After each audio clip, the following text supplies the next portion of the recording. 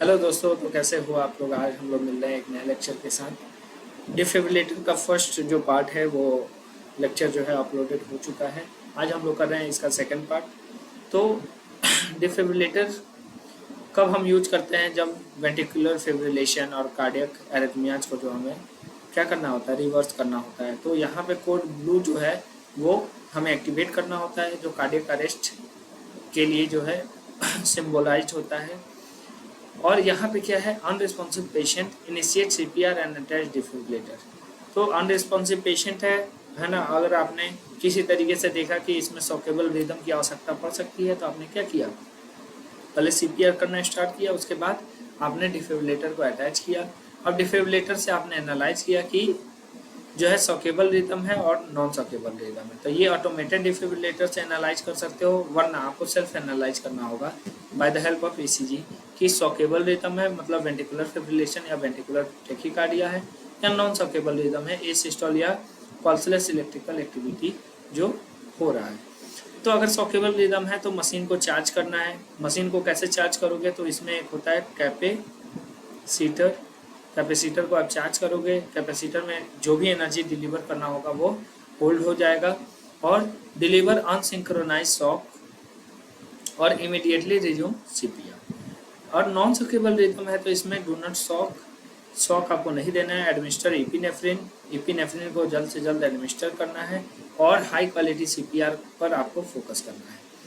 Next है दोस्तों, the vector of rescue captures maximum myocardial mass. तो पैड वन को कहाँ पे आपने अटैच करना है? तो राइट अपर चेस्ट पे, pad one right upper chest पे, और इमीडिएटली बिलो द क्लेविकल। तो ये जो है दोस्तों, ये आपका क्लेविकल बोन है जिसको कॉलर बोन भी बोलते हैं, और इसी के जस्ट बिलो आपको जो है पैड को प्लेस करना है।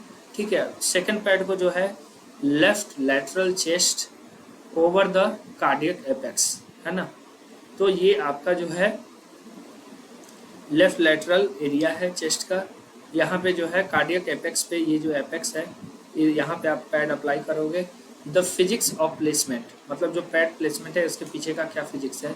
तो pads are not place randomly, इधर उधर कहीं भी आप नहीं प्लेस कर सकते। This specific diagonal axis ensure the maximum volume of cardiovascular tissue is trapped within the electrical circuit, guaranteeing a total cellular reset। ठीक है दोस्तों। नेक्स्ट है द कंटिन्यूअस साइकिल ऑफ रिसस्टिटेशन। तो साइकिल को कैसे कंटिन्यू आप बना सकते हो, जो रिसस्टिटेशन जो हम कार्डियो वर्जन जो हम कर रहे हैं। तो फर्स्ट है verify unresponsiveness and call for help, है ना। सीन सेफ्टी, पेशेंट को आप वेरीफाई करोगे कि वो अनरिस्पॉन्सिव है और आप क्या करोगे, हेल्प के लिए कॉल करोगे। सेकंड है initiating continuous high quality CPR. Third है attach pad and heat analyse rhythm. Next है fourth number, if shockable command clear and ensuring no physical contact. Patient के साथ कोई फिजिकल कॉन्टेक्ट नहीं होना चाहिए, नहीं तो जो है आपको भी झटका लग सकता है। देन डिलीवर द शॉक और immediately resume high quality CPR. ठीक है। नेक्स्ट है critical environmental and patient safety protocol क्या है? तो एब्सोल्यूट क्लियरेंस। एब्सोल्यूट क्लियरेंस क्या है? तो command clear and physical verified, no personnel are touching the patient और द बेड बिफोर डिस्चार्जिंग। तो जब भी आप अपने एईडी से या फिर अपने डिफिब्रिलेटर से जो है एनर्जी डिलीवर कर रहे होगे, शॉक डिलीवर कर रहे होगे, तो आपको ये इंश्योर करना है कि कोई भी पेशेंट के बेड को या पेशेंट को टच ना करे।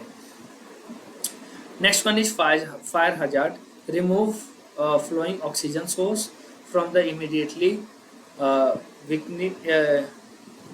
vicinity of the patient's chest to prevent electrical ignitions।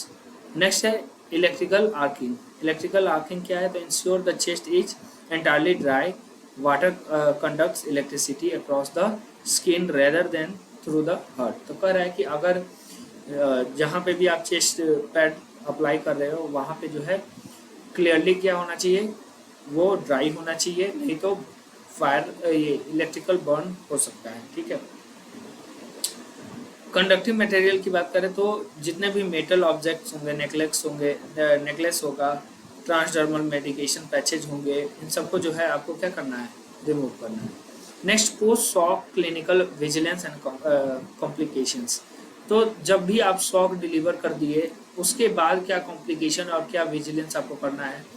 तो first degree and second degree burn can occur at the pad side, जहाँ पर भी पैड आप अप्लाई किए होंगे इसलिए वहाँ पे जेली अप्लाई किया जाता है। तो आपको ये देखना है कि फर्स्ट या सेकेंड डिग्री बर्न तो नहीं हुआ है, specially if contact is poor और जेल इज इनसफिशिएंट। जो भी आपने जेली लगाया होगा अगर वो इनसफिशिएंट होगा तो बर्न के चांसेस जो है वो ज़्यादा हो जाएंगे। सेकेंडरी एरिथमियाज मतलब द शॉक में terminate ventricular fibrillation but induce a temporary alternative arrhythmia that requires immediate monitoring। तो कह रहा है कि वेंट्रिकुलर फिब्रिलेशन को तो डिफिब्रिलेटर से जो शॉक आपने डिलीवर किया है वो टर्मिनेट कर दिया, उसको रिवर्स कर दिया, लेकिन उसके बदले जो है एरिथमिया भी हो सकता है, तो उसको जो है आपको प्रॉपर मॉनिटरिंग करना रिक्वायर्ड है। नेक्स्ट है मायोकार्डियल डैमेज। तो जो भी मायोकार्डियल हार्ट का टिश्यू है वो डैमेज तो नहीं हो रहा है, तो extremely rare with modern biphasic technology. जो मोनोफेजिक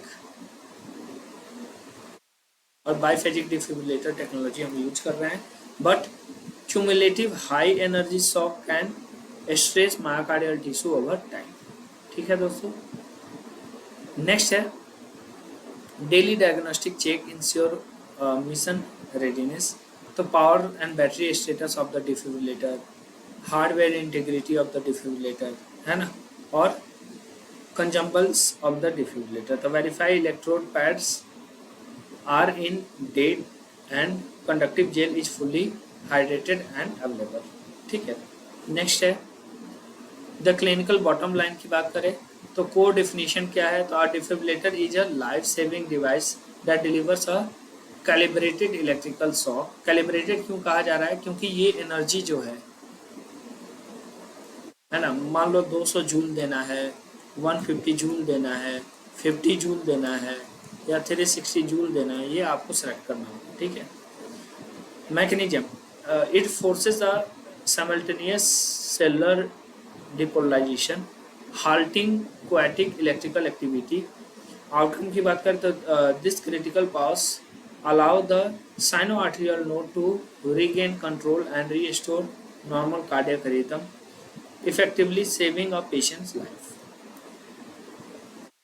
तो that's all। आई होप ये लेक्चर आपको पसंद आया होगा और आप जो है अच्छे से तैयारी कर रहे होंगे अपने आने वाले एग्जाम्स के लिए।